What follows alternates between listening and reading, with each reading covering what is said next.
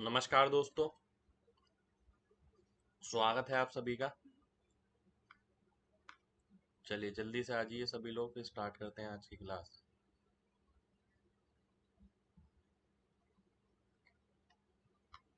कल की क्लास हमने यहाँ फिनिश करी थी। भाई हिंदी में तो पढ़ा रहा हूँ और कैसे पढ़ा रहा हूँ बताइए। हिंदी इंग्लिश दोनों ही चलता है भाई।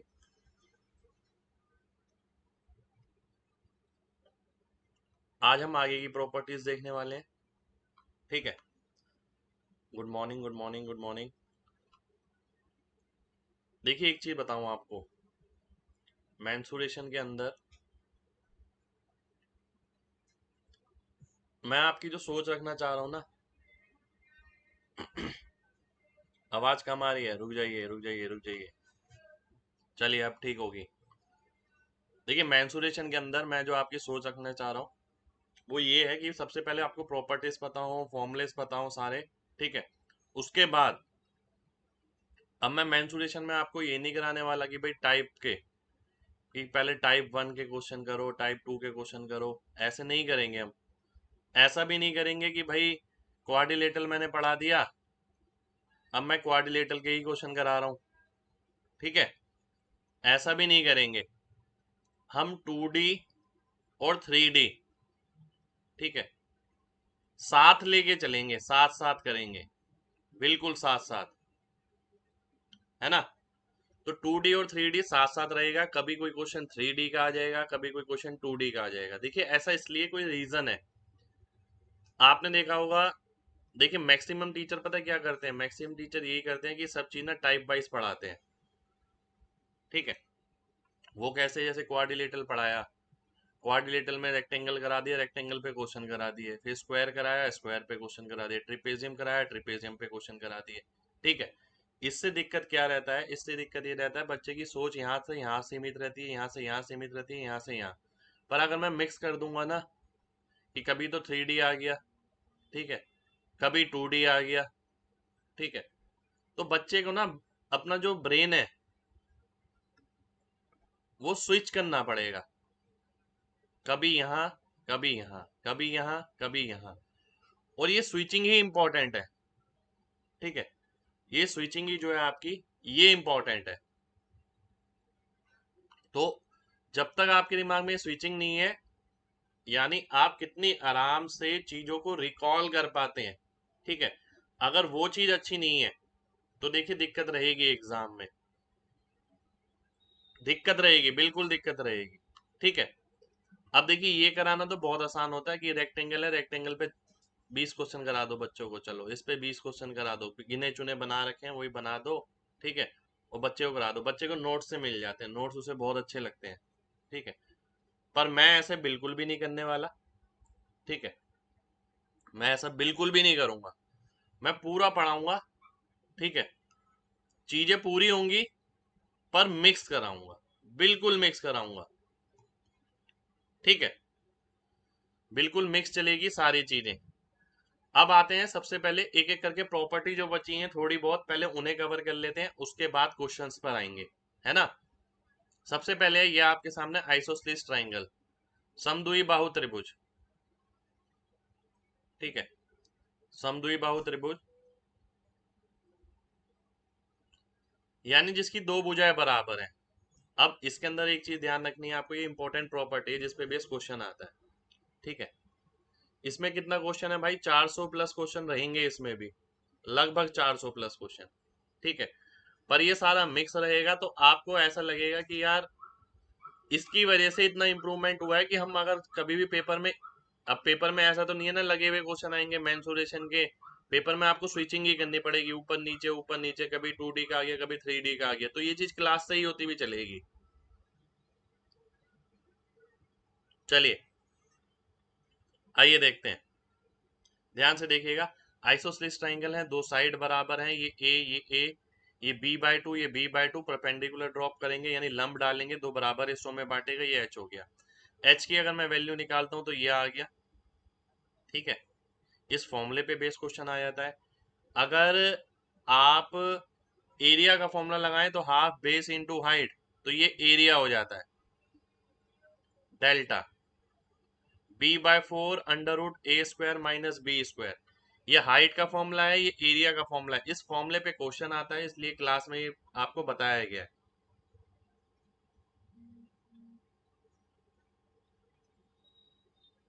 बिल्कुल भाई, ज्योमेट्री खत्म हो गया, मेंसुरेशन स्टार्ट हो चुका है। एक ये स्पेशल फॉर्मूला है, ठीक है।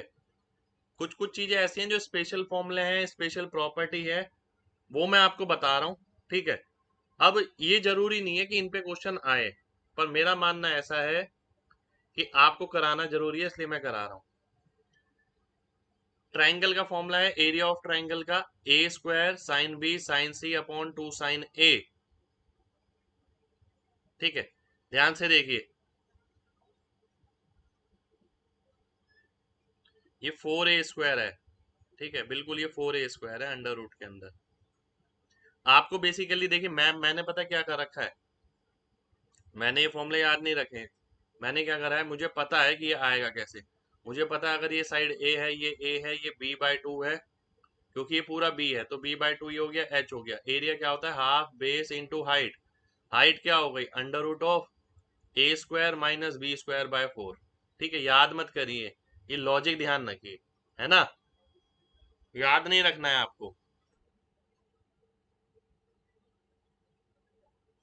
ये फॉर्मूला है एरिया ऑफ ट्राइंगल का, ए स्क्वायर साइन बी साइन सी अपॉन 2 साइन ए, ये याद ही करना है। कोई यूनिक क्वेश्चन कभी मिल सकता है इस पे, ठीक है। हाँ, अब आते हैं आगे। अब आती है मुद्दे की चीज। मुद्दे की चीज यानी कैलकुलेशन आप कैसे टैकल करेंगे, ठीक है। देखिए, एक एक करके मैं सारे पॉइंट पढ़ देता हूँ, ठीक है। एक एक करके मैं सारे पॉइंट पढ़ देता हूँ, ध्यान दीजिएगा। मैंसुरेशन में कैलकुलेशन बहुत है, ठीक है। उस कैलकुलेशन को कैसे हैंडल करना है, मैंसुरेशन में कैलकुलेशन को कैसे हैंडल करना है, ठीक है। ये देखिए, इसके लिए ना कुछ चीजें आपको बता रखी हैं। एक एक करके मैं सभी पॉइंट्स पे आऊंगा, ठीक है। ध्यान से देखिए, एक एक करके मैं सभी पॉइंट्स पे आऊंगा। हम्म, हम्म, हम्म, एक सेकंड हो जाइए।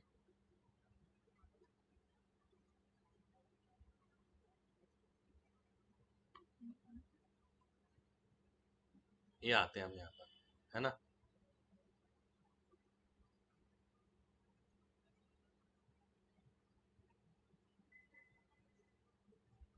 ध्यान से देखिए, पहला पॉइंट, ठीक है। इन सब चीजों को मैं समझा रहा हूं आपको, एक सेकंड।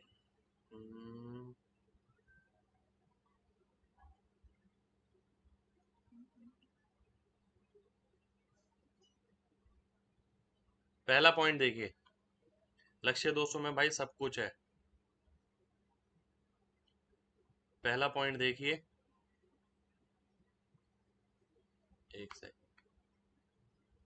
हाईलाइट कर देता हूं मैं, क्या लिखा है, सभी को समझ आना चाहिए। पहला पॉइंट क्या लिखा है, ऑप्शन अगर दूर दूर है तो अप्रोक्सीमेशन का इस्तेमाल करिए, ये मैं हमेशा कहता हूँ। ध्यान रखना है क्वेश्चन करते वक्त, अगर ऑप्शन दूर दूर है तो हम अप्रोक्सीमेशन का इस्तेमाल करेंगे, ठीक है। सेकंड पॉइंट पे आता हूँ। सेकंड पॉइंट क्या है मेरा, सेकंड पॉइंट है मेरे सामने, ये पाई की वैल्यू होती है 22/7। तो जहां पर भी पाई आएगा वहां हम 22 में यानी 11 का मल्टीपल आंसर मार्क कर देंगे, ठीक है। 11 का मल्टीपल इसलिए क्योंकि 22 के अंदर 11 आ रहा है। पर ये चीज ध्यान रखिए, ये चीज ध्यान रखिए कि 11 का मल्टीपल हम कहाँ मार्क कर सकते हैं। 11 का मल्टीपल हम केवल वहां मार्क कर सकते हैं जहां पर पाई की वैल्यू 22/7 हो। अब कई जगह पाई की वैल्यू 3.14 भी होती है, ठीक है। तो ऐसी जगह पर हम 11 का मल्टीपल मार्क नहीं कर सकते, पर बच्चे ये बेवकूफी करते हैं कि पाई जहां देखते हैं 11 का मल्टीपल सीधा ऑप्शन में मार्क कर देते हैं। 11 का मल्टीपल तभी मार्क करना है जब पाई की वैल्यू ये हो। अगर पाई की वैल्यू ये हुई तो 11 का मल्टीपल नहीं आएगा, ध्यान रखिएगा। ठीक है, अगर एक से अधिक ऑप्शन में 11 का मल्टीपल है, कई बार ऐसा हो जाता है, ठीक है, कि एक या दो तीन ऑप्शन में 11 का मल्टीपल मिल जाता है, तो हम क्या करेंगे उस केस के अंदर? तो या तो किसी और नंबर का मल्टीपल देखेंगे उसके अंदर, जैसे mg कॉन्सेप्ट में हमने देखा था। ठीक है, जैसे हमने देखा था कि 7 आ रहा है तो 7 का आ जाएगा, 13 आ रहा है 13 का मल्टीपल आ जाएगा। ठीक है, अब आगे बढ़ते हैं। कई जगह हम ds भी लगा सकते हैं, जैसे पाई की जगह ds हम 7 का प्रयोग करें। ठीक है, एक बार ध्यान से देखिएगा इस चीज को, मैं इसे अब छोटा कर देता हूँ थोड़ा। हम्म, इसके लिए मैं नेक्स्ट पेज लेता हूँ, ध्यान से देखिएगा। पाई की वैल्यू क्या होती है? 22/7। ठीक है, बहुत ध्यान से समझिएगा, बहुत ध्यान से। ठीक है, पाई की वैल्यू 22/7 होती है, जगह जगह लगाएंगे आप। ठीक है, पहली बात ये, पाई जहां भी यूज हो रहा है इसके साथ जो भी फॉर्मूला है, चाहे आर स्क्वायर है या आर स्क्वायर एच है, यहां पर ध्यान से सुनिएगा, यहां पर 7 का मल्टीपल होना जरूरी है। 7 का मल्टीपल होना जरूरी है। ठीक है, ये कंपलसरी है कि होगा ही होगा, और अगर नहीं होता है, अगर नहीं होगा तो इसका मतलब है आंसर अप्रोक्स होगा, यानी एग्जैक्ट आंसर नहीं है। उस केस के अंदर आप DSMG कॉन्सेप्ट वगैरह कुछ नहीं लगा सकते। ठीक है, जैसे कोई फॉर्मूला है आपके सामने, पाई आर स्क्वायर एच। ठीक है, अब ये बात पक्की है, या तो इसमें 7 होगा या इसमें 7 होगा। ठीक है, अगर इसमें 7 नहीं है तो आंसर एक्यूरेट है ही नहीं उसका, उसके ऑप्शन जो है अप्रोक्सीमेट है, पहली बात। ठीक है, अब मैंने आपको क्या बताया, अगर ये पाई है, आर स्क्वायर एच लिखा है, इसमें 7 है, तो आंसर क्या आएगा? 11 का मल्टीपल आएगा, बिल्कुल आएगा। ठीक है, अब कई जगह ऐसा होता है 11 का मल्टीपल तो होता है हमारे पास, पर फिर भी आंसर नहीं आ पाता, दो ऑप्शन मैच कर जाते हैं, कभी तीन ऑप्शन मैच कर जाते हैं। उस केस में क्या करिए? mg कॉन्सेप्ट लगाइए, और कोई नंबर देखिए। मान लेते हैं इसमें 13 आ रहा होता तो 13 का मल्टीपल आंसर आ जाता। ठीक है, मान लेते हैं ये भी नहीं हो पाया, ध्यान से सुनिएगा, मान लेते हैं ये भी नहीं हो पाया। एक सेकेंड, एक सेकेंड यार, मैं थोड़ी शीट ना डिलीट कर देता हूं।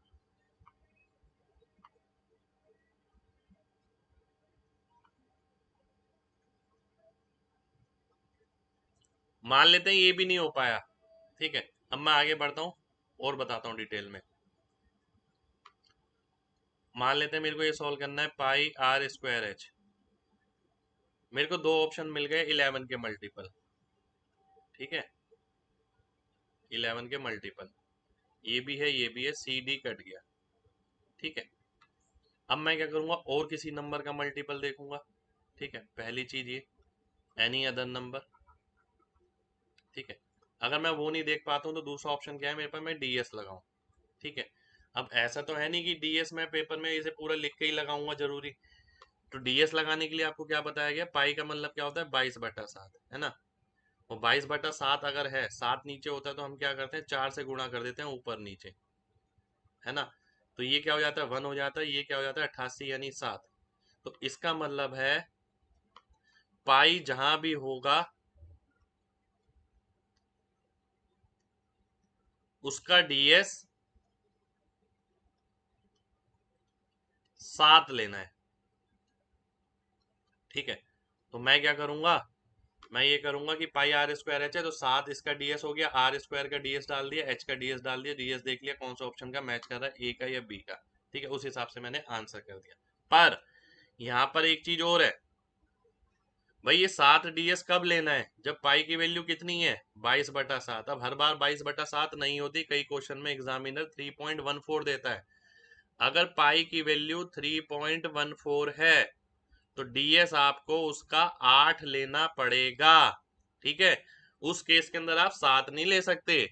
कितने लोगों को ये मेरी सारी बात समझ आ गई है? कैलकुलेशन स्पेशल चीजें चल रही हैं आपके सामने, स्टार्टिंग में ही रखी है मैंने कि आगे की कैलकुलेशन आप किस तरीके से टैकल करेंगे। mg टाइप करिए अगर बात समझ आ गई है तो।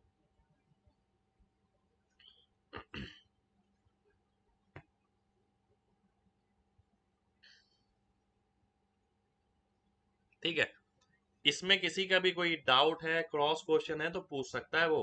ठीक है, क्योंकि ये बहुत इंपॉर्टेंट चीज है यार, ये कहीं भी लिखी नहीं होंगी, ये सारा एक्सपीरियंस है हमारा। ठीक है,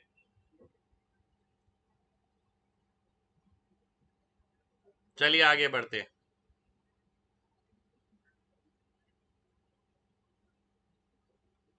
अब आगे आते हैं। यही पॉइंट लिखा है, पहला, दूसरा, तीसरा, चौथा। ठीक है, ये सारे पॉइंट लिखे हैं। अगर 8 ds लेंगे तो सॉल्व कैसे होगा? क्यों नहीं होगा भाई, डीएस जैसे लेते हैं वैसे लीजिए 8। ठीक है, डीएस यानी डिजिटल सम भाई। अब आगे बढ़ते हैं, बहुत ध्यान से देखिएगा। हम्म, हम्म,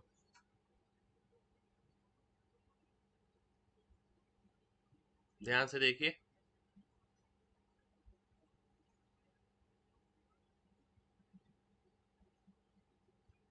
ये इंपॉर्टेंट चीज है जो जगह जगह इस्तेमाल होगी, इसलिए ये भी स्टार्टिंग में लिखी गई है। ठीक है, ध्यान से देखिएगा। 7 और 11 दोनों का मल्टीपल नहीं होगा भाई, केवल 11 का मल्टीपल होगा, मैंने बताया। अब ध्यान से समझिए, अभी समझ आ जाएगी बात। और बहुत ध्यान से समझना है सभी लोगों को, ये एक चीज लिखी है आपके सामने। ठीक है, ध्यान से देखिएगा।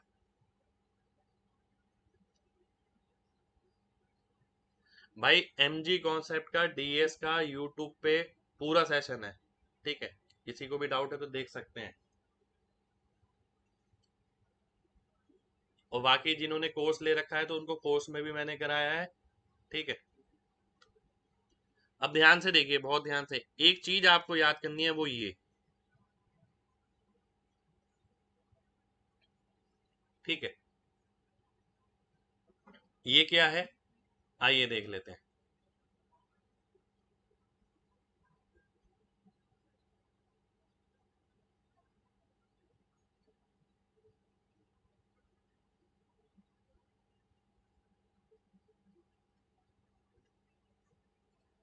आर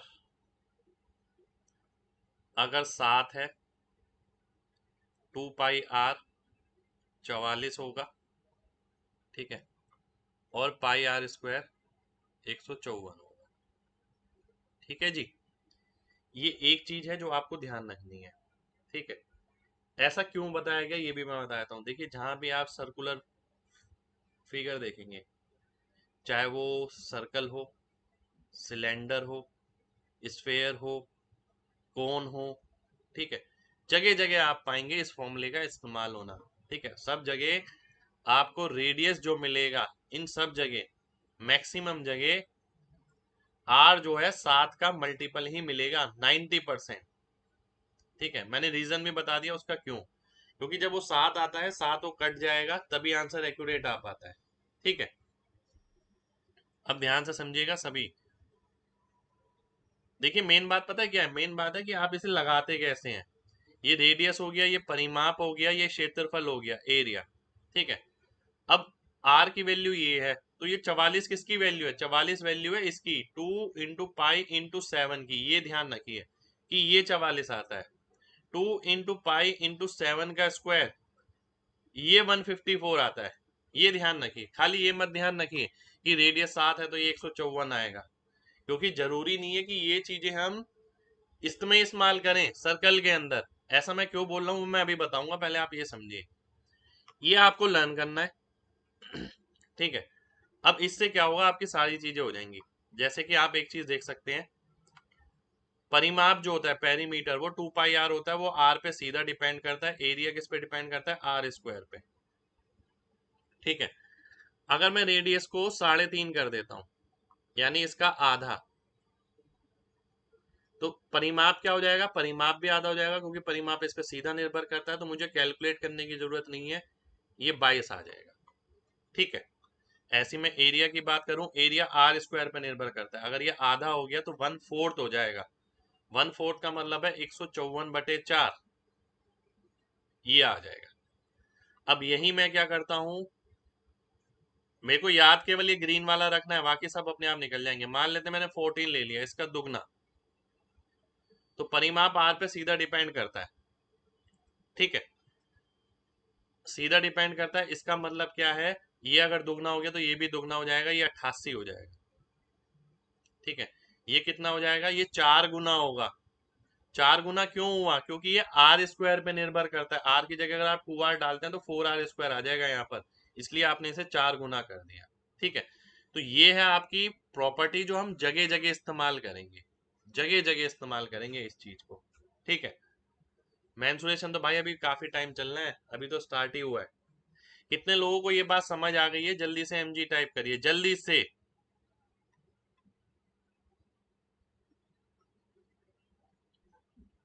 मान लेते हैं 28 वाला भी ले लेते हैं। 28 हो गया रेडियस, यानी 4 गुना, तो परिमाप भी 4 गुना हो गया। पर एरिया कितने गुना होगा, एरिया 16 गुना होगा।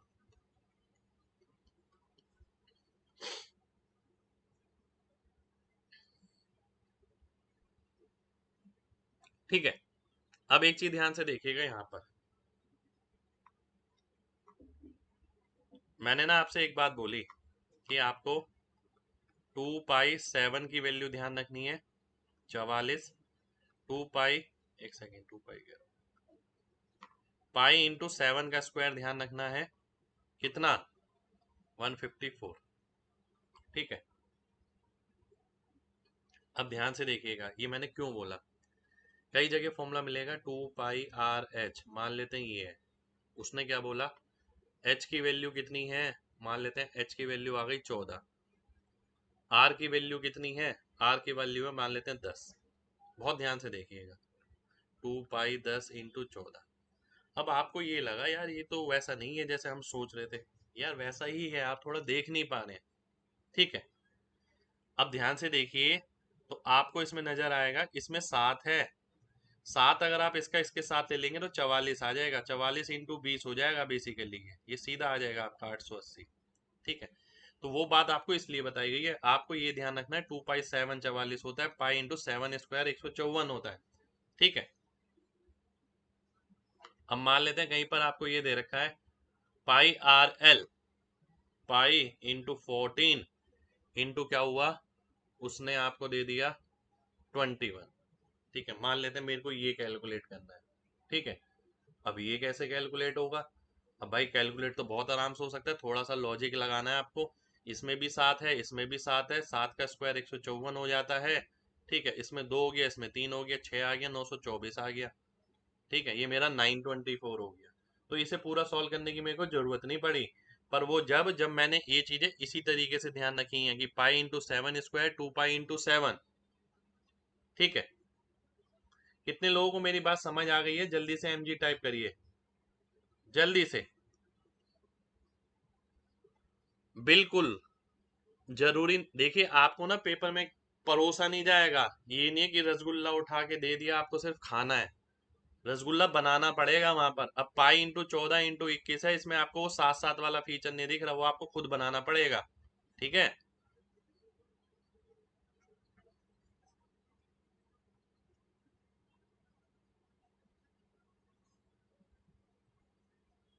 इतना जल्दी 924 निकाल लिया भाई, देखिए ना ध्यान से, आपको भी तो सभी को सिखाई है मैंने चीज, इंस्पेक्टर 40 हमने लगातार करी है। उसमें मैंने आपको यही सिखाया है कि 15 को 6 से गुणा करो, 900 आ जाएगा। 15 6 90, यानी जीरो लगा दिया, 900 और 24, 924 हो गया।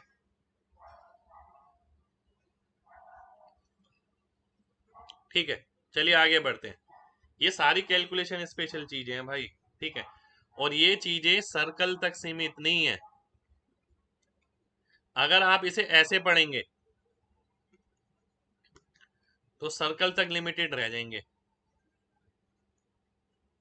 ठीक है, अगर आप इसे ऐसे पढ़ेंगे तो, तभी मैंने आपको क्या बताया, मैंने कहा कि भाई आप ये मत ध्यान रखो, आप ध्यान रखो ये 2π7 कितना होता है, 44 होता है, π7 स्क्वायर कितना होता है, 154 होता है, आगे की चीज अपने आप हो जाएगी। ठीक है, चलिए आगे बढ़ते हैं। भाई एडवांस मैथ जितना मैं करा दूंगा इससे बाहर किसी एग्जाम में नहीं आएगा, गारंटी है। पर करना सभी समझ के, क्योंकि चीजें बहुत सारी करा रहा हूँ मैं, बहुत अच्छी अच्छी चीजें करा रहा हूँ, आपको कई चीजें नहीं भी लग सकती हैं। ठीक है, तो जैसे यही बात करें, ये सारी चीज पहले ही कराई है मैंने आपको। अब देखिए एक बार रिकॉल कर देते हैं। अगर मैं रिकॉल करता हूं, सबसे पहले आपको ये बताया गया कि ऑप्शन अगर दूर दूर है तो अप्रोक्सीमेशन का इस्तेमाल करिए। 11 का मल्टीपल मैंने देखना बताया। 11 का मल्टीपल देखिए, लोग क्या करते हैं केवल 11 का मल्टीपल ही बताते हैं। मैंने तो आपको एमजी कॉन्सेप्ट बता रखा है, आप तो ये मल्टीपल वाला कॉन्सेप्ट पहले और भी जगह लगा कर आ चुके हैं। ठीक है, बच्चे केवल मेंसुरेशन में ही लगाते हैं, क्योंकि यहाँ पाई दिख जाता है, 11 दिख जाता है। तो मैंने आपको 11 का मल्टीपल और एमजी कॉन्सेप्ट दोनों बता रखा है, मैंने आपको डीएस बता रखा है। ठीक है, तो डीएस मैंने आपको बताया। डीएस अगर मैंने आपको बताया तो उसके अंदर मैंने ये भी बताया, सब चीजें लेके चल रहा हूं मैं यहाँ पर। देखिए पता है क्या होता है, जो मैं यहाँ पर लेके चल रहा हूँ ना चीजें, वो चीजें जब पता लगती है, जब आप एग्जाम दे के आते हैं, अरे यार लिमिटेड पढ़ा था, 11 का मल्टीपल ही पढ़ा था, काश और मल्टीपल भी होता तो आंसर आ जाता। उसके अलावा अगर कुछ चीज बच गई तो वो डीएस से हो सकती है। डीएस से कैसे हो सकती है वो मैंने आपको बताया। फिर मैंने आपको ये कैलकुलेशन बताई। ये कैलकुलेशन बतानी बड़ी बात नहीं है, ये लगवानी बड़ी बात है। मैं जगह जगह लगाऊंगा इसे, और आप सब भी देखिएगा कितने अच्छे से लगाएंगे।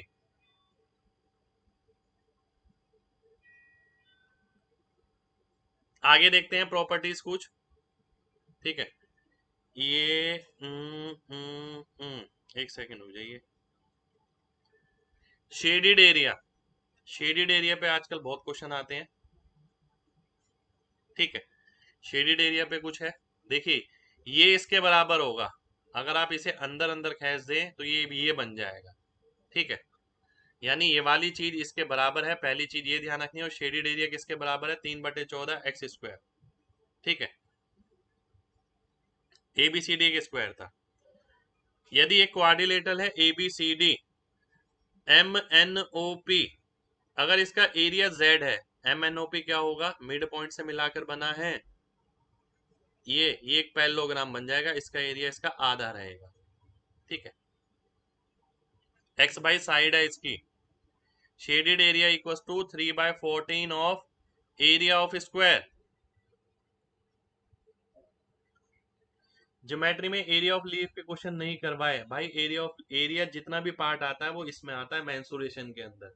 ठीक है, मेंसुरेशन एक बार पूरी हो जाए ना, एक भी वर्ड बोल के बताना, एक भी बोल रहा हूँ, आपने जो सोचे भी नहीं होंगे ना वो क्वेश्चन भी हो जाएंगे यहाँ पर। जो आपके दिमाग में क्वेश्चन नहीं भी होंगे वो भी क्वेश्चन आ जाएंगे।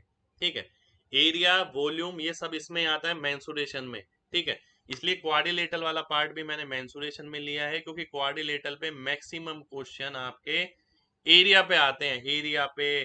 ठीक है, और कभी कभी अगर साइड वगैरह निकालने पे आ जाते हैं, एंगल पे बहुत कम आते हैं, इसलिए मैंने उसे यहाँ पर लिया है। अभी धीरे धीरे करके क्वेश्चन देखेंगे, जब पूरा हो जाए तब बताइएगा, है ना, कि कुछ रह गया। आगे आते हैं यहाँ पर। ठीक है, अब ये स्क्वायर बनाया गया एक ट्रायंगल के अंदर। ठीक है, ये ट्रायंगल के अंदर स्क्वायर बनाया गया, लगातार बनाए जा रहे हैं। तो कोई भी nth स्क्वायर अगर आप बनाते हैं, उसकी साइड निकालनी है अगर, तो ये हो जाएगी xn equal to B H N upon B plus H की पावर n। ठीक है, अगर आप nth स्क्वायर निकालते हैं, इस पे बेस मैं क्वेश्चन कराऊंगा। ठीक है, और कितने दिन पेन टैप पर चलेगा भाई कुछ नहीं पता, जैसे ये नहीं पता कि कोरोना कब तक चलेगा या लॉकडाउन कब तक चलेगा। ठीक है, क्योंकि लॉकडाउन है, बहुत दिक्कत है। ठीक है, नेक्स्ट आगे बढ़ते हैं। ये स्पेशल प्रॉपर्टीज हैं सारी। ठीक है, ये आपको याद ही करनी पड़ेगी, कोई ऑप्शन नहीं है इसके अंदर। ये सारी आपको याद करनी पड़ेगी, लर्न करनी पड़ेगी। इसे मैं समझाऊंगा भी नहीं, क्योंकि समझाने वाला कोई पार्ट नहीं है। क्लास में ले इसलिए रही है क्योंकि ये प्रॉपर्टीज हैं। ठीक है, ये भी वो सारी स्पेशल प्रॉपर्टीज हैं। ठीक है, अब मैं आता हूँ 3D पे, ध्यान से देखिएगा। भाई इतनी चीजें हो जाएंगी ना, आपको ये लगेगा कि आप खुद बोलेंगे कि इससे बाहर नहीं होगा कुछ भी। ठीक है, भाई घर पे डिजिटल बोर्ड होता तो मैं ऐसे बैठ के क्यों क्लास ले रहा होता, बताइए। अगर घर पे डिजिटल बोर्ड होता तो मैं ऐसे क्लास क्यों लूंगा, बताइए। आपको क्या लग रहा है ऐसे क्लास लेना इतना आसान है? ये पूरी कमर दर्द कर जाती है, पूरी कमर दर्द। आप बैठ के देखिए, डेढ़ दो 1 घंटे 1.5 घंटे आप यूं बैठिए और बैठ के पता लग जाएगा एक ही जगह बैठना है। बहुत मुश्किल है ऐसे क्लास लेना। बोर्ड पे क्लास लेना बहुत आसान है, क्योंकि वहां मूवमेंट रहती है, आप यहाँ से यहाँ चल सकते हैं, यहाँ से यहाँ चल सकते हैं। ठीक है, तो हम तो खुद परेशान है भाई, पर क्या करें बताइए। अब वो चीज पता जब लगेगी जब आप खुद बैठेंगे कभी लैपटॉप लेके, बैठिए सामने, 1 घंटा एक ही पोजीशन पे बैठना है बस यूं। ठीक है, पता लग जाएगा आपको। बहुत दिक्कत है ऐसे क्लास लेने में। बल्कि आपको ये लगना चाहिए कि भाई इसमें एफर्ट ज्यादा लग रहा है।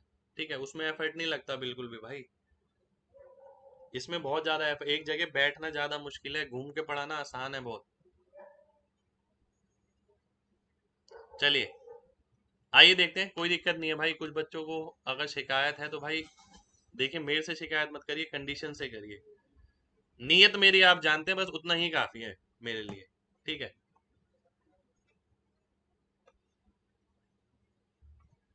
चलिए बढ़ते हैं आगे। देखिए आप लोग पता है फिर भी पढ़ रहे हैं। आप बैठ के यूं बैठ के भी पढ़ सकते हैं, आप यूं लेट के भी पढ़ सकते हैं, आप यूं भी कर सकते हैं, आपको कोई नहीं देख रहा। मेरे को सारे बच्चे देख रहे हैं इतने, ठीक है, और मैं पढ़ा नहीं सकता वैसे। आइए देख लेते हैं। एक क्यूब है आपके सामने, ध्यान से देखिएगा। ठीक है, क्यूब है आपके सामने, यानी घन। ठीक है, अब घन के अंदर क्या क्या चीजें हैं ध्यान से देखिए। सबसे पहले इसका वॉल्यूम आ जाता है। ठीक है, वॉल्यूम आ जाता है। वॉल्यूम की बात क्या हो गई, ए क्यूब हो गई। ठीक है, अब आगे देखते हैं total surface area. Total surface area क्या होता है, 6a²। अब देखिए आपको ना लॉजिक समझने की जरूरत है। क्यूब से पहले मैं क्यूबॉइड लेता हूँ यार, ध्यान से समझिएगा। क्यूब से पहले मैं क्यूबॉइड लूंगा। ठीक है, ये एल होता है, ये बी होता है, ये एच होता है। वॉल्यूम आप सभी को पता है, LBH, है ना। टोटल सरफेस एरिया, टोटल, सबसे पहली बात ना विजुअलाइजेशन। 3D में ना विजुअलाइजेशन बहुत जरूरी है। ठीक है, बहुत ज्यादा जरूरी है विजुअलाइजेशन। ध्यान से देखिएगा। अगर मान लेते हैं कोई हम्म हम्म हम्म एक सेकेंड चाहिए।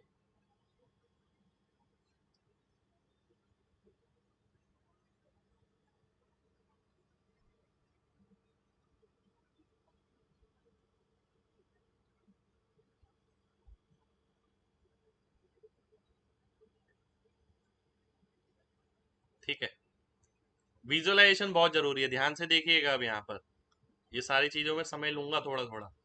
LBH। ठीक है, यहाँ पर आपको वॉल्यूम तो पता है कि बेस इंटू हाइट होता है। ठीक है, बेस एरिया इंटू हाइट, हम इसे ऐसे भी बोल सकते हैं, बेस एरिया इंटू हाइट। ठीक है, आधार का क्षेत्रफल इंटू ऊंचाई। ठीक है, अब आगे देखिएगा। अगर मैं टोटल सरफेस एरिया निकालता हूँ, टोटल सरफेस एरिया का मतलब सबसे पहले आपको सरफेस पता होनी चाहिए, तल कितनी है। आप जिस भी कमरे में बैठे हैं वो एक क्यूबॉइड है। ठीक है, जिस भी कमरे में आप बैठे हैं वो एक क्यूबॉइड है। उसमें एक राइट की दीवार होगी, एक लेफ्ट की दीवार होगी।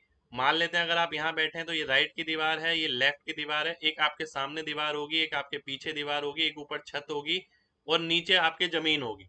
ठीक है, तो 6 सरफेस आपको दिख रहे हैं। अगर आप टोटल सरफेस एरिया निकालना चाहते हैं तो आपने देखा कि भाई जो मेरी नीचे सरफेस है वही मेरी ऊपर है, तो नीचे वाले का एरिया कितना है, LB, तो 2LB।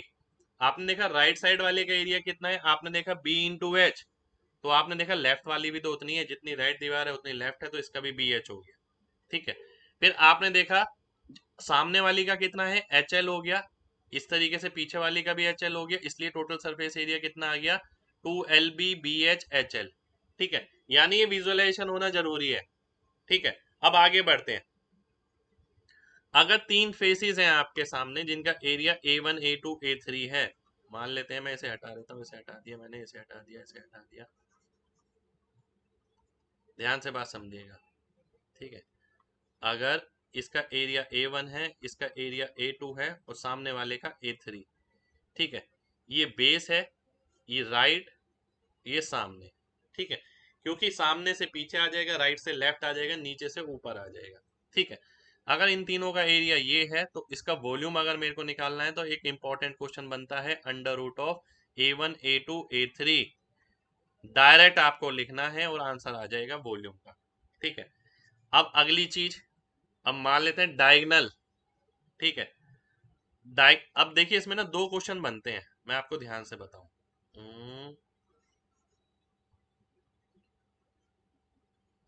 एक क्वेश्चन बनता है इसमें, इस पे बहुत ध्यान से समझिएगा। आप जिस भी कमरे में बैठे हैं उस कमरे में, उस कमरे के फर्श पे सबसे बड़ी रोड जो रखी जा सकती है उसकी लंबाई क्या होगी? उसके फर्श पे, फर्श क्या है, ये रहा, फर्श वाले पे सबसे बड़ी लंबाई की रोड जो रखी जा सकती है वो ये आएगी, इसका डायगनल। अगर ये L है, ये B है, तो ये under root L² plus B², ठीक है। अगर वो फर्श पे बोलता है, अगर वो बोलता है जिस कमरे में आप बैठे हैं उस कमरे के अंदर रखी जाने वाली रोड, सबसे बड़ी रोड या सबसे बड़ी पोल जो है उसकी लंबाई कितनी होगी, तो वो रोड हो गई आपकी ये, इसकी लंबाई अगर आप निकालते हैं, ये L है, B है, ये कितना है L² प्लस B², ये H है, तो मेरे को ये राइट एंगल ट्राइंगल दिख गया ये वाला, तो under root of L² plus B² plus H², ठीक है। चलिए, कितने लोगों को मेरी बात समझ आ गई है? जल्दी से MG टाइप करिए, जल्दी से, फिर मैं आगे बढ़ता हूं।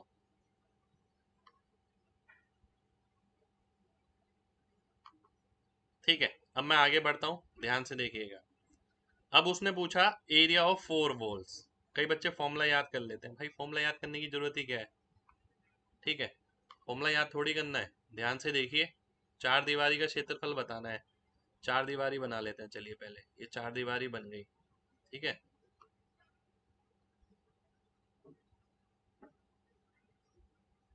फर्श को छोड़ के चारों तरफ का एरिया निकालना है, ठीक है। ध्यान से देखिएगा, अगर ये L है, ये B है, ये H है, ये H है। दीवार कौन सी है? एक आगे वाली, एक पीछे वाली। आगे वाली का एरिया कितना है? LH, पीछे वाली का भी उतना ही होगा, ठीक है। सात वाली का कितना है? इसका HB, इसका भी उतना ही होगा, तो ये आ गया, और 2H कॉमन ले लिया, L प्लस B आ गया, ठीक है। तो ये आपका आंसर आ गया, ठीक है। तो ये क्या हो गया? 2HL प्लस B, ये आ गई एरिया ऑफ 4 वॉल। ये आपको याद नहीं रखना, मैं बार बार बोल रहा हूँ, ठीक है, ये आपको वैसे ही पता होना चाहिए विजुअलाइजेशन से। Under root A1 A2 A3 कैसा आया? देखिए भाई, ये भी बता देता हूँ। A1 की वैल्यू निकालेंगे, क्या आएगी? LB। A2 की निकालेंगे BH। A3 की निकालेंगे HL, ठीक है। अगर मैं मल्टीप्लाई करूंगा तो क्या आएगा? A1 A2 A3 किसके बराबर आ गया? LBH, इसके स्क्वायर के बराबर आ गया, ठीक है। और ये क्या हो गया? वॉल्यूम का स्क्वायर, A1 A2 A3, ठीक है। तो वॉल्यूम किसके बराबर आ गया? Under root A1 A2 A3, ठीक है। चलिए बढ़ते हैं आगे, क्यूबॉइड खत्म, अब आगे बढ़ते हैं। आगे आता हूं मैं इस पे, घन पे, ठीक है। ये घनाभ था, अब मैं घन पे आ रहा हूं, ध्यान से देखिएगा। अब घन भी एक तरीके का घनाभ है जिसकी सारी भुजाएं बराबर है, सीधी सी बात, मैं सही बात बताऊं। क्यूब भी क्या है? एक तरीके का क्यूबॉइड है, ऐसा क्यूबॉइड जिसकी सारी भुजाएं बराबर है, ठीक है। अब एक चीज ध्यान रखिए, पता है एक चीज ये बतानी है मेरे को आपको, वर्टेक्स जिसे आप बोलते हैं शीर्ष, ठीक है, सरफेस जिसे आप बोलते हैं तल, ठीक है, एज जिसे आप बोलते हैं भुजा,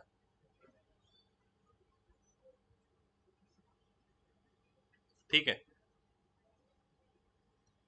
अगर आप बात करें वर्टेक्स यानी शीर्ष, अगर आप तल की बात करें, इसमें तल कितने हो गए? ध्यान से देखिएगा, देखिए इस पे बेस क्वेश्चन है, ठीक है, उस पे बेस प्रॉपर्टी भी होगी। आगे रुक जाइए, मैं देखता हूँ कहां पर है। ये तो 25 है,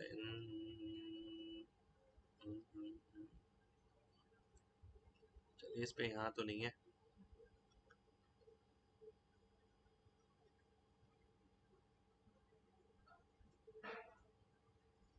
सरफेस अगर मैं बात करूं इसमें कितने तल हो गए, आगे पीछे, देखिए तल मतलब 2D सरफेस, ठीक है। तो कितनी आई थी, अभी हमने निकाली थी 6। वर्टेक्स कितने हैं, 1 2, जो कोने वाले हैं वर्टेक्स हैं। ध्यान से देखिएगा, यहीं पर एक इंपॉर्टेंट चीज बताने वाला हूँ। आपको लग रहा हो ना यार सर क्या बता रहे हैं, बेसिक ये यहाँ इंपॉर्टेंट चीज आएगी। ये 8 है, ठीक है। एज की बात करें अगर, एज कितनी है, 4 4 8 9 10 11 12। देखिए कैलकुलेट करके दिखा रहा हूं मैं आपको, ये मुझे पता है कितनी होती हैं।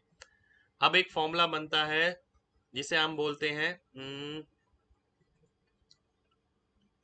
Euler's formula. इस पे बेस क्वेश्चन आता है एग्जाम में, ठीक है। Euler's formula, surface plus vertex minus H equals to 2। ये फॉर्मूला है आपका। सरफेस कितनी है, 6 है, वर्टेक्स कितना है, 8 है, एच कितनी हो गई, 12, माइनस करा तो 2 आ गया, ठीक है। तो surface plus vertex minus edge equals to 2, किसी भी 3D सरफेस में ये वैलिड होगा, किसी भी 3D सरफेस में। ये हम जगह जगह लगाएंगे और इस पे बेस में आपको क्वेश्चन भी दिखाऊंगा जो एग्जाम में आया है। और मैं आपको ये बताऊंगा, देखिए ये चीज तो मैं पहले से पढ़ाता था बच्चों को, पेपर में ये क्वेश्चन आया, अगर किसी ने वो पढ़ रखा होगा तो सीधा हो जाएगा, और नहीं पढ़ रखा होगा तो उसने पहले बैठ के सारा काम किया होगा पेपर के अंदर, ठीक है।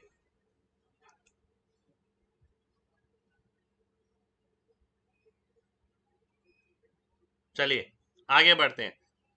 अब आते हैं, देखिए 6 फेस हो गए, 12 भुजाएं हो गई, 8 कॉर्नर हो गए जो मैंने यहाँ पर लिखे, ठीक है। टोटल सरफेस एरिया अगर मुझे पता है, अगर सामने वाली सरफेस ले लूं तो इसका एरिया ए स्क्वायर है, तो टोटल हो गया 6 ए स्क्वायर। इसी को आप 2D स्क्वायर से भी ध्यान रख सकते हैं कि डायगनल का स्क्वायर इंटू 2, ठीक है। आगे बढ़ते हैं, डायगनल ऑफ क्यूब, डायगनल यानी यहाँ से लेके यहाँ तक। डायगनल अगर निकालना है तो देखिए ये ए है, ये ए है, ये कितना आ जाएगा, √2a। और ये √2a है, ये a है, तो ये कितना आ जाएगा, √3a, इसलिए ये √3a हो गया। और हर फेस का डायगोनल की बात करें, अगर किसी फेस पे बनाना है तो √2a हो गया, ठीक है। अब 3 क्यूब जो है, 3 क्यूब अगर पिघलाकर एक नया क्यूब बनाया जाता है तो ये ध्यान रखना है आपको फॉर्मूला। 3 क्यूब हैं जिनका वॉल्यूम ए क्यूब, बी क्यूब, सी क्यूब हो गया, उसे पिघलाकर एक नया क्यूब बनाया गया। उस नए क्यूब का वॉल्यूम कितना होगा, इसका क्यूब रूट कर देंगे, ये एक्स आ जाएगा, ठीक है। ये इसकी भुजा हो जाएगी, तो नए क्यूब की भुजा आ जाएगी, नए घन की भुजा आ जाएगी आपकी, ठीक है। कितने लोगों को क्लियर है क्यूब, जल्दी से बताइए। mg टाइप करिए, फिर बढ़ेंगे आगे।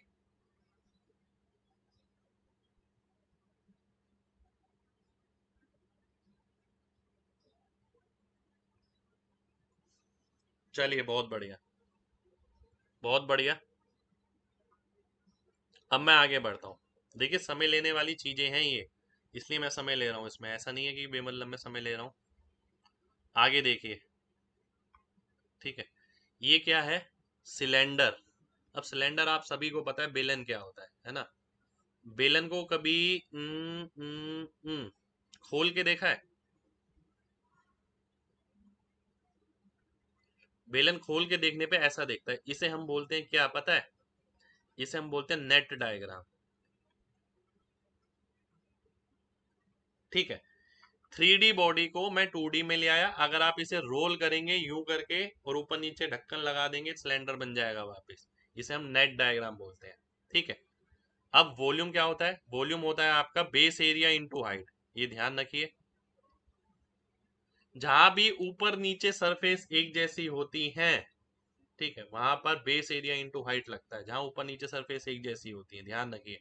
Base area into height, base area कितना है इसका, πr²। हाइट कितनी है, h है, तो इसलिए ये आ गया। Curve surface area 2πrh। अब कर्व सरफेस एरिया 2πrh क्यों है, ये देखिए।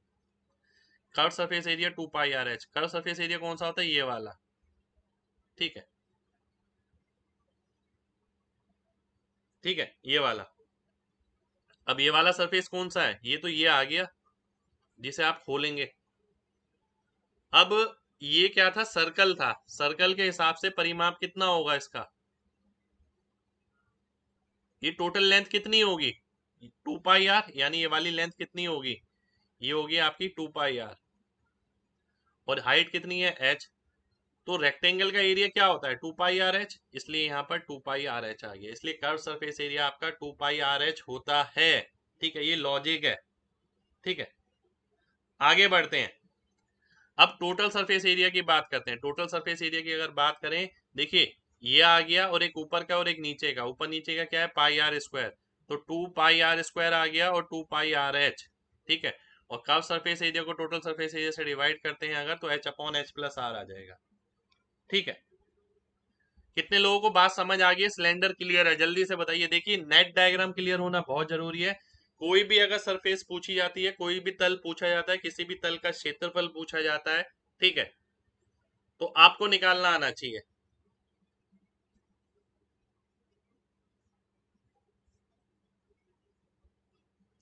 चलिए आगे बढ़ते हैं। खाली बेलन, खोखला, उसमें देखिए डायरेक्ट फॉर्मूला है आपका, डायरेक्ट फॉर्मूला ही ध्यान रखना है। वॉल्यूम का ये हो जाएगा। ठीक है, कर्व्ड सरफेस एरिया क्या हो जाएगा, ये हो जाएगा 2 पाई आर एच प्लस 2 पाई आर एच। ठीक है, बड़ा और छोटे वाला। अब मैं आगे बढ़ता हूँ। टोटल सरफेस एरिया का फॉर्मूला देखिए हम यूज करेंगे आगे। ठीक है, जगह जगह तब क्लियर हो जाएगा, और इसमें ज्यादा बताने वाली बात नहीं है। स्फेयर का वॉल्यूम आपको पता है 4/3 pi R cube. Curve surface area, total surface area, ये सब पता है आपको। ठीक है, आगे आते हैं स्फेरिकल शेल।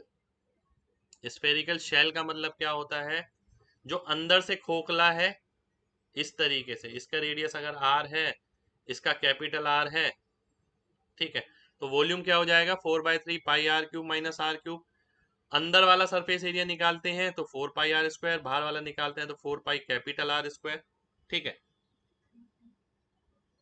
आगे बढ़ते हैं।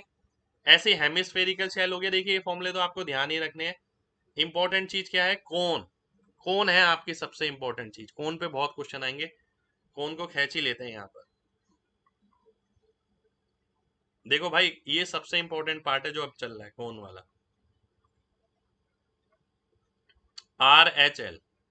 ठीक है, आप सभी को पता है। देखिए मैंने आपको क्या बोला, जहां भी सरफेस ऊपर नीचे एक जैसी होगी, वहां बेस एरिया इंटू हाइट जो है वॉल्यूम हो जाएगा, और जहां नहीं होगी यहाँ पर इस जगह 1/3 base area into height. Base area कितना है पाई आर स्क्वायर है, हाइट कितनी है एच है, तो 1/3 पाई आर स्क्वायर एच। ठीक है, यानी अगर आप बात करें एक सिलेंडर में जिसका रेडियस आर था और हाइट एच थी, इसका वॉल्यूम कितना था पाई आर स्क्वायर एच, तो एक सिलेंडर में आपके 3 कोण आ सकते हैं एक तरीके से। एक सिलेंडर में 3 कोण, तो 3:1 का रेशियो होता है सिलेंडर का और शंकु का। ठीक है, अब मैं आगे बढ़ता हूं, ध्यान से देखिएगा। वक्र पृष्ठीय क्षेत्रफल पाई आर एल। ठीक है, कुल पृष्ठीय क्षेत्रफल पाई आर एल, ये वाला तो होगा ही होगा, साथ के साथ नीचे वाली सरफेस भी जोड़ जाएगी। ठीक है, ये सभी को पता होता है। अब आगे बढ़ते हैं, मेन बात जो मैं बताना चाह रहा हूँ, ये तो फॉर्मुलेज हैं, ये आपको पता है, इसमें मैंने कुछ नया नहीं बताया। ठीक है, अब बात समझिएगा यहाँ पर। देखिए बहुत ज्यादा मजा आएगा आपको, ज्योमेट्री से भी ज्यादा मजा आने वाला है कोन में। कोन में कह रहा हूँ, एंसुरेशन में, क्योंकि यहाँ पर क्वेश्चन और भी अच्छे मिलेंगे आपको। अब सबसे पहली चीज जो आपको ध्यान रखनी है ना, वो पता है क्या, आपको ये ध्यान रखनी है कि यहाँ पर भी आपको सिमिलर ट्राइंगल मिलेंगे। सबसे पहली चीज सिमिलर ट्राइंगल, इसलिए ये वाला एंगल इसके बराबर, ये 90, ये 90, ये अगर इसका रे आर है, इसका आर है, इसका अगर एच है, इसका कैपिटल एच है, ठीक है, इसका एल है तो इसका कैपिटल एल है। तो एक चीज जो ध्यान रखनी है वो ये कि R by R, H by H और एल बाय एल, ये तीनों बराबर होंगे। ठीक है, क्योंकि सिमिलरिटी यहाँ लगेगी, तो ये तीनों बराबर मिलेंगे आपको। जो प्रॉपर्टी अगर मैं देखूं यहाँ पर, ये R by R, H by H, L by L आ गया। ठीक है, अब बात करते हैं वॉल्यूम की। अगर इसका वॉल्यूम V1 है, इसका वॉल्यूम V2 है, ठीक है, मान लेते हैं इसका वॉल्यूम अगर V1 है और इसका वॉल्यूम V2 है, ठीक है, V1 upon V1 plus V2, ध्यान से देखिएगा। देखिए ये यहाँ पर है, ठीक है, V1 upon V1 plus V2 अगर मैं निकालता हूं तो वॉल्यूम क्या होता है, आर स्क्वायर एच। ठीक है, आपने पढ़ा ना वॉल्यूम किस पे डिपेंड करता है, आर स्क्वायर एच पे। ठीक है, अब आर का रेशियो जो है वो एच के रेशियो के भी बराबर है, तो हम ये बोल सकते हैं यहाँ पर वॉल्यूम आर क्यूब पे भी डिपेंड कर सकता है, यहाँ वॉल्यूम एच क्यूब पे भी डिपेंड कर सकता है, यहाँ वॉल्यूम एल क्यूब पे भी डिपेंड कर सकता है। ठीक है, ऐसा इसीलिए क्योंकि R by R H by H के बराबर है। ठीक है, और एल बाय एल के भी बराबर है, तो मैं V1 upon V1 plus V2 को कैसे लिख सकता हूँ। ठीक है, ध्यान से देखिएगा, इसे मैं लिख सकता हूँ R cube upon R cube. ठीक है, यही बराबर लिख सकता हूँ L cube upon L cube, यही बराबर लिख सकता हूँ H cube upon H cube. ठीक है, बात एक ही रहेगी क्योंकि आर बाय आर आपका एच बाय एच के बराबर भी है, एल बाय एल के बराबर भी है। अब बात आती है इसकी कि मेरे को निकालना है V1 अपॉन V2, तो V1 अपॉन V2 निकालना है तो ये तो आर क्यूब ही रहेगा, ये किसके बराबर आ जाएगा, R cube minus R cube. ये किसके बराबर, L cube upon L cube minus L cube. और ये किसके बराबर, H cube upon H cube minus H cube. तो ये इंपॉर्टेंट है, ये पता होना बहुत ज्यादा इंपॉर्टेंट है, ये जगह जगह इस्तेमाल होगा। ठीक है, यानी ना केवल आर से हम एल से भी, एल के रेशियो से एच के रेशियो से भी सारा काम कर सकते हैं। यानी मुझे डायरेक्ट पता लग गया, ठीक है, कि भाई अगर ये कौन था मेरा, ठीक है, ध्यान से समझिएगा, अगर ये कौन था, ठीक है, अगर ये कौन है, ये कट रहा है इस हिसाब से। ठीक है, अगर ये V1 है, ये V2 है, तो V1 अपॉन V2 की वैल्यू क्या मिलेगी मेरे को, इसका रेडियस अगर R है, इसका रेडियस कैपिटल R है, तो मैं लिख सकता हूँ R cube upon R cube minus R cube. और ये फॉर्मूला मैं केवल R में ही नहीं, ये फॉर्मूला मैं L में भी बना सकता हूँ, क्योंकि बात एक ही रहेगी। भाई माइनस इसलिए किया है क्योंकि यहाँ V2 निकाला है मैंने केवल, ध्यान से देखिए, ये V1 upon V1 plus V2 था। ठीक है, V1 upon V1 plus V2, तो अगर मेरे को केवल V2 निकालना है तो इसमें से V1 घटाना पड़ेगा, V1 घटा दिया मैंने, R cube minus R cube, L cube minus L cube, H cube minus H cube.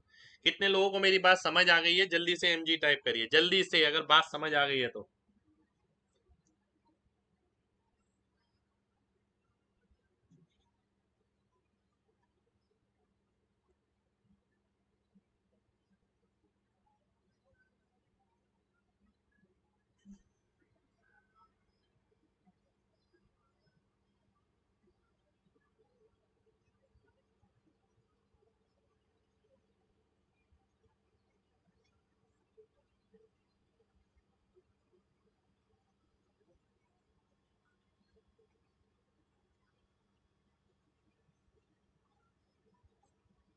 चलिए, बहुत बढ़िया, बहुत बढ़िया, आगे बढ़ते हैं, ये बहुत इंपॉर्टेंट था। चलिए आगे बढ़ते हैं, ये मैंने आपको पूरा बता दिया। देखिए, आपको चाहे ये समझ आया हो ना आया हो, पर ये समझ जरूर आना चाहिए जो यहाँ बनाया था, लार्जेस्ट स्फेयर इन अ कोन। ध्यान से देखिएगा, अगर मेरे को लार्जेस्ट स्फेयर निकालना है कोन के अंदर, ठीक है, इसकी एक प्रॉपर्टी है, ये आपके सामने सभी को ध्यान से देखना है। अब मेन बात है ये आया कैसे। ठीक है, ध्यान से देखिएगा, अगर ये R है, ये H है, ठीक है, तो इसे मैं लिख सकता हूं H माइनस आर, क्योंकि ये R है, ये 90 है, ये भी 90 हो गया। ठीक है, अब अगर हम सिमिलरिटी लगाते हैं, जो एंगल कॉमन था उसके सामने R, जो एंगल कॉमन था उसके सामने स्मॉल r, 90 के सामने H माइनस आर, 90 के सामने L। ठीक है, तो आर एल बराबर हो गया किसके, R H minus R R के। ठीक है, तो R L plus R R बराबर हो गया आर एच के। आर अगर कॉमन लेता हूं तो आर प्लस एल बराबर हो गया किसके, आर एच के। फॉर्मूला अगर नहीं भी याद रखें, सिमिलरिटी याद रखना, कौन से दो ट्राइंगल सिमिलर है, कौन से दो समरूप है, तो ये मेरा आंसर आ जाएगा। ठीक है, आर प्लस एल।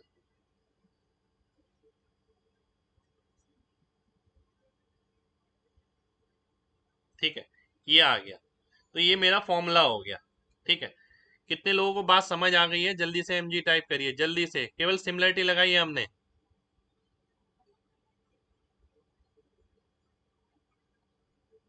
जल्दी से, बहुत बढ़िया, बहुत बढ़िया, बहुत बढ़िया, बहुत बढ़िया। ठीक है, इस पे बेस क्वेश्चन 100% बनता है। देखिए, आपको ये फॉर्मूला ध्यान रहे या ना रहे, आपको सिमिलरिटी ध्यान होनी चाहिए बस। आगे बढ़ते हैं भाई।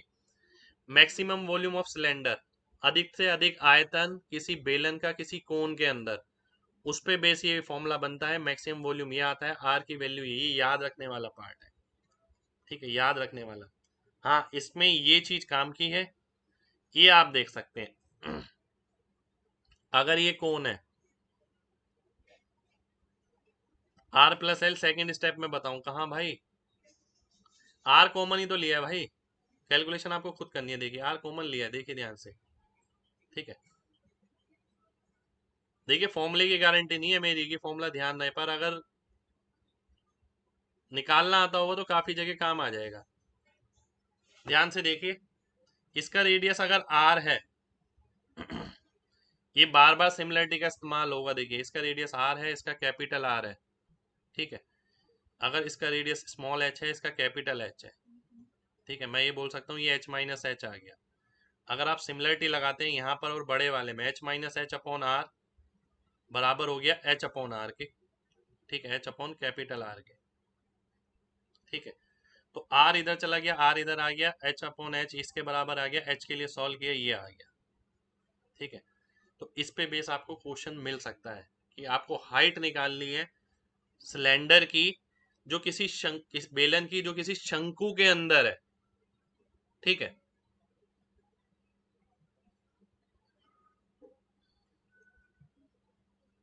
क्या हुआ भाई?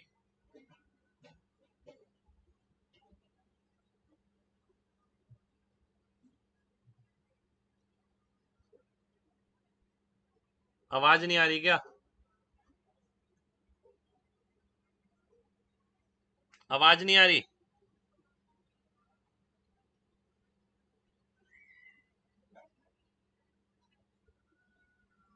अब सही है सब?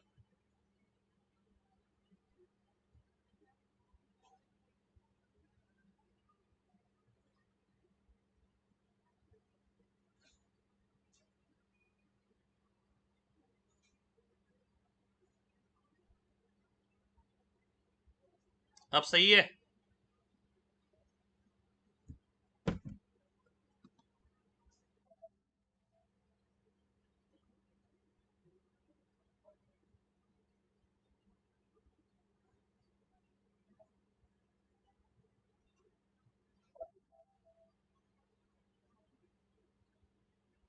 देखिए, अब आ रही है आवाज? अब सब सही है? ध्यान से बताइए जल्दी से। Hello hello hello hello. अब सही है? चलिए चलिए चलिए चलिए चलिए। ठीक है, अब ठीक है, तो इस पे बेस आपको एक क्वेश्चन मिल सकता है। ठीक है, आगे बढ़ते हैं। Largest possible cube in a sphere, ये तो जब मैं कराऊंगा आपको क्वेश्चन तभी बता दूंगा, कोई बहुत बड़े वो नहीं है इसके अंदर। ये भी, ये भी, ये भी। Largest possible cube inside a cone. ठीक है, पिछला पार्ट रह गया, ये देख लेते हैं एक बार दोबारा से। चलिए इसे देख लेते हैं दोबारा से, है ना, ध्यान से देखिएगा। मैंने आपसे बोला एक शंकु है, इसके अंदर एक सिलेंडर है, एक बेलन है। ठीक है, इसकी हाइट एच है, इसकी स्मॉल एच है, ये एच माइनस एच आ गया, ये आर आ गया, ये कैपिटल आर आ गया। ठीक है, बिल्कुल समझा रहा हूँ भाई, शुरू से ही समझा रहा हूँ। ठीक है, ये मैंने बोला है लर्न करना है आपको, इस पे बेस जो क्वेश्चन बन सकता है आपके एग्जाम में, लर्न वाले पे क्वेश्चन नहीं आ सकता। इस पे क्वेश्चन जरूर आ सकता है कि इसकी हाइट कितनी होगी, इसकी हाइट दे रखी होगी। ठीक है, इंपॉर्टेंट है ये, वाकई में इंपॉर्टेंट है। अगर ये एच है, ये कैपिटल एच है, ये एच माइनस एच हो गया, ये आर हो गया, सिमिलरिटी आप लगाते हैं, ये अपॉन ये अपॉन ये, तो H minus H upon R के बराबर हो गया। ठीक है भाई, छिन्नक पे अभी आऊंगा, अभी रुक तो जाइए, सब कुछ कराऊंगा। मैंने बोला है ना, आपकी एक भी चीज रह जाए ना मेरे को ब्लेम कर देना। ठीक है, कुछ भी नहीं छोड़ूंगा भाई। सोचिए ना, मैंने भी 5 सिलेक्शन लिए, मुझे भी पता है पेपर में क्या क्या आता है। ठीक है, और उनके अलावा भी मैं 10 चीजें फालतू ही करा के भेजूंगा, कम करा के नहीं भेजूंगा। टेंशन मत लीजिए, आराम से पढ़िए, बिल्कुल, है ना। सब कुछ कराऊंगा यार, बिल्कुल भरोसा रखिए बस। एच माइनस एच, अगर मैं एच इधर ले आता हूँ, आर इधर ले आता हूँ, इसे मैं सॉल्व करता हूँ एच के लिए, तो ये वैल्यू आ जाएगी। मेन क्या, देखिए ये आप वैल्यू याद नहीं रख सकते। मेन है कि सिमिलरिटी आपको पता हो, सिमिलरिटी ऑब्जर्व करना। ठीक है, कि कहाँ कहाँ लगेगी मेरे को पता है, इसमें यहाँ और भी बड़े में लगती है बस। इसके अलावा मेरे को कुछ भी करने की जरूरत नहीं है। चलिए आगे बढ़ते हैं, नेक्स्ट क्वेश्चन पर आते हैं, नेक्स्ट प्रॉपर्टी पे।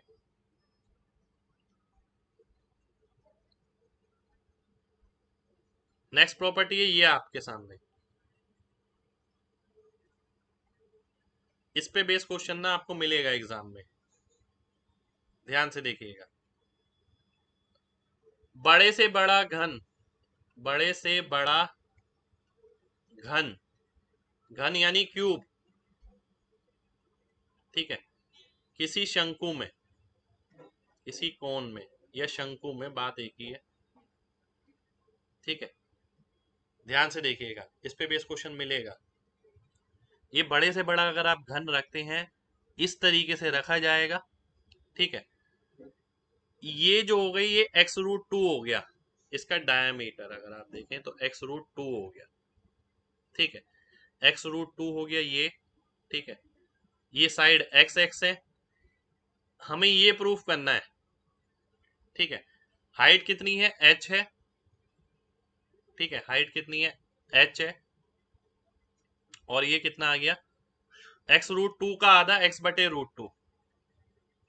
ठीक है, अगर इसकी हाइट कोण की h है, रेडियस r है, तो ये कितना आ गया, h/r।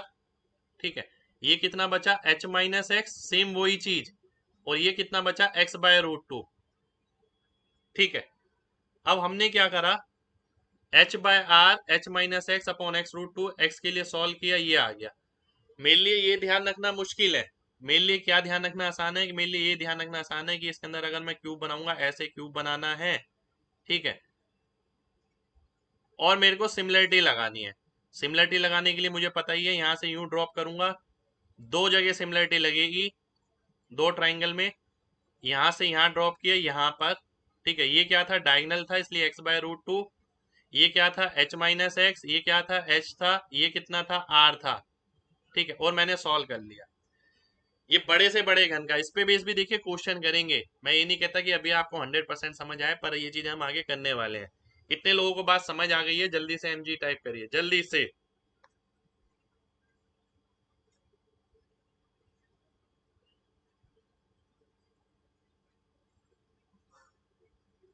ठीक है, बहुत बढ़िया। अब ये इंपॉर्टेंट चीज जो आपको कहीं भी नहीं मिलेगी। ठीक है, ये इंपॉर्टेंट है, इस पे बेस क्वेश्चन लगातार मेंस में आते हैं। ठीक है, 3D से 2D विजुअलाइजेशन। ठीक है, जो 3D फिगर होती है ना, ठीक है, जो 3D फिगर होती है, मैम अब बेटर है फिर भी पहले से, मेरी भी ठीक है भाई तबीयत।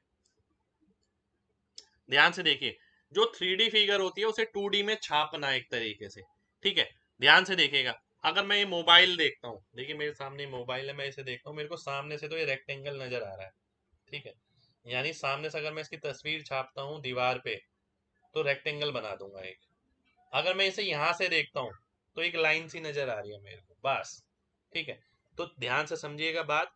ये अगर कोई चीज है, मोबाइल है मान लेते हैं मेरे सामने। ठीक है, मेरे सामने अगर मोबाइल है, देखिए किसी भी चीज के कौन कौन से व्यू हो सकते हैं। एक तो सामने से आप देख सकते हैं फ्रंट व्यू, ऊपर से देख सकते हैं top view, right view, left view. ठीक है, ये सारे व्यूज हो सकते हैं। अब यहाँ एक एक करके मैं सारे व्यू आपको ऑब्जर्व कराऊंगा, आपको सिर्फ ऑब्जर्व करना है, इसमें याद रखने वाला पार्ट कुछ भी नहीं है। ओरिजिनल फिगर अगर ये है, स्पेयर है, सामने से देखेंगे गोला छप जाएगा। ठीक है, ऊपर से देखेंगे तो भी गोला छप जाएगा।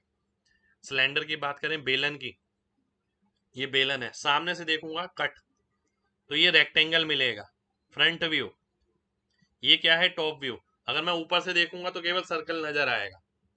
3D को 2D में इमेजिन करना है ये हमें, ठीक है। अगर कोन है, अगर ये कोन है यानी शंकु, शंकु को आप सामने से देखें अगर यहाँ से, तो ये ट्राइंगल बन जाएगा। ऊपर से देखेंगे तो सर्कल नजर आएगा और टिप सी नजर आएगी ये, ठीक है, ये सर्कल सा नजर आएगा। आगे बढ़ते हैं। अगर मैं घन को देखता हूँ, घन सामने से देखेंगे तो ये स्क्वायर नजर आएगा, इधर से देखेंगे तो भी स्क्वायर नजर आएगा। ये फ्रंट व्यू, ये टॉप व्यू। एक बेलन है किसी स्फेयर के अंदर, ध्यान से देखिए, ये ओरिजिनल है, 3D ये है। अगर मैं सामने से देखूंगा तो बेलन कैसा बन जाता है, रेक्टेंगल बन जाता है।